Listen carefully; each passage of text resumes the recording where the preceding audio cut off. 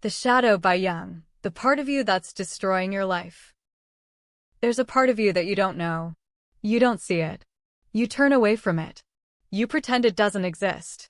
But it does exist. And it's running your life. It decides who you fall in love with. It sabotages your success. It explodes at moments when you least expect it. It makes you into the person you're afraid of being. Carl Jung called it the shadow. And he said, until you acknowledge it, it will control you under the guise of fate. Today, we look at the most hidden part of your psyche, and why meeting it might change everything. Jung was a Swiss psychiatrist, a student of Freud, and later his main opponent. He created an entire field, analytical psychology. And one of his key discoveries was the concept of the shadow. What is the shadow? It's not evil. It's not a demon. It's simply everything you don't know about yourself. Or know, but refuse to accept. As you grew up, you learned what you needed to be loved.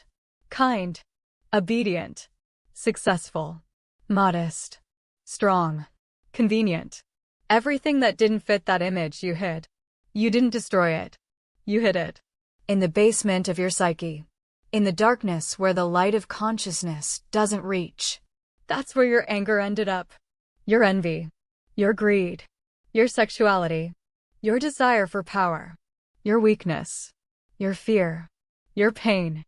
All of this is alive. All of this is part of you. But you pretended it wasn't there.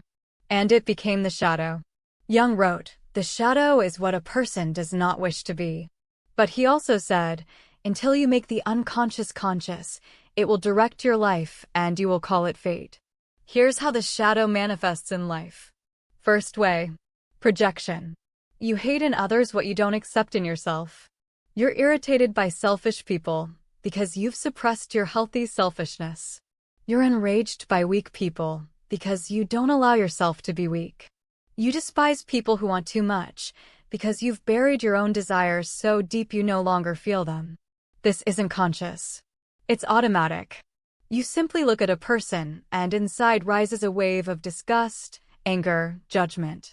And you're certain the problem is them. But it's your shadow. It uses others as a screen onto which it projects what you don't want to see in yourself. Marie-Louise von Franz, Jung's closest student, wrote, if something in another person triggers you very strongly, especially something you judge, you're likely looking at your own shadow. Second way. Sabotage. You do everything right. You try. You're almost at your goal. And at the last moment, something goes wrong. You miss a deadline. You say the wrong thing. You get sick. You fight with people who could help.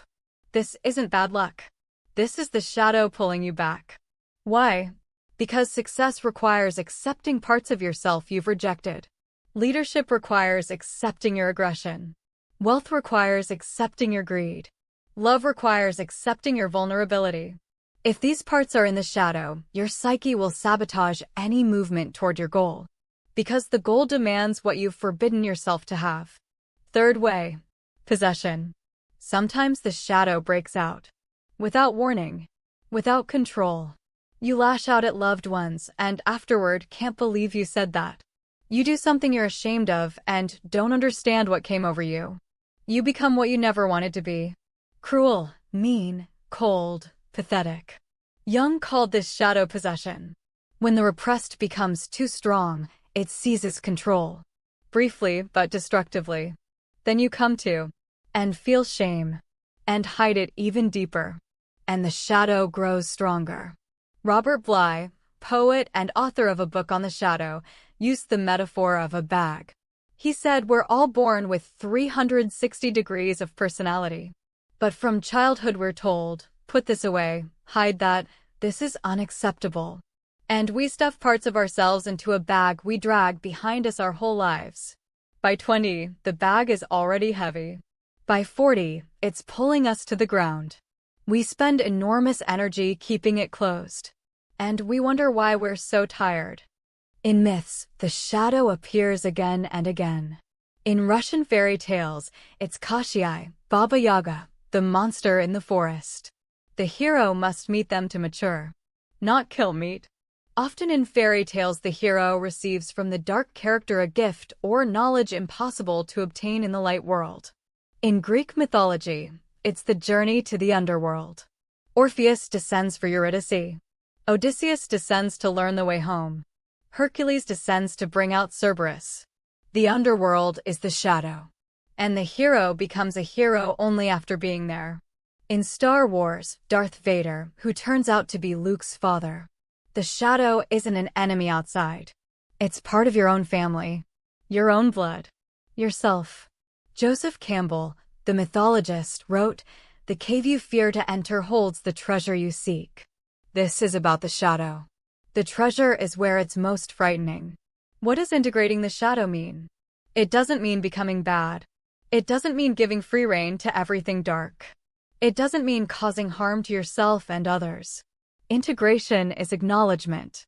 It's the ability to say, yes, there's anger in me. Yes, there's envy in me. Yes, there's a desire for power, a desire to be special, a desire to destroy. This doesn't make you a bad person. It makes you whole. Jung said, "I'd rather be whole than good." Because a good person who denies their shadow is dangerous. They project their evil onto others. They're certain of their righteousness. They don't see how they wound, because they're certain they're incapable of wounding. A whole person knows their darkness, and therefore can choose. Not from blindness, from awareness. Practically, this looks like this. First, notice what triggers you. Who irritates you? Who do you judge? Who provokes a strong emotional reaction? These are mirrors. In them is what you don't want to see in yourself. Second, ask yourself, where in me is this? You judge someone's greed, where's your greed? You despise someone's weakness, where's your weakness? Not in theory. Specifically, in your life. Third, give the shadow space. Don't act from it blindly, but acknowledge its right to exist. Anger doesn't need to be unleashed, but it needs to be felt. Envy doesn't need to be lived out, but it needs to be acknowledged. Fear doesn't need to be hidden, but it needs to be met. Fourth, take back your projections. Every time you judge someone, ask, is this really about them? Or is this about me? This is uncomfortable work. It requires honesty that hurts. But the alternative is living under the control of what you don't see. Calling it fate, bad luck, someone else's fault. Jung said the shadow is 90% pure gold. There's not only your darkness. There's your unlived life. Your unacknowledged talents. Your unrealized strength. Everything you buried because someone said, this is wrong. Meeting the shadow isn't a fall. It's a return to yourself. You thought you knew yourself. But you only knew what you allowed yourself to see. The real you is bigger, darker, and much stronger. Maybe it's time to meet. If this resonated, subscribe.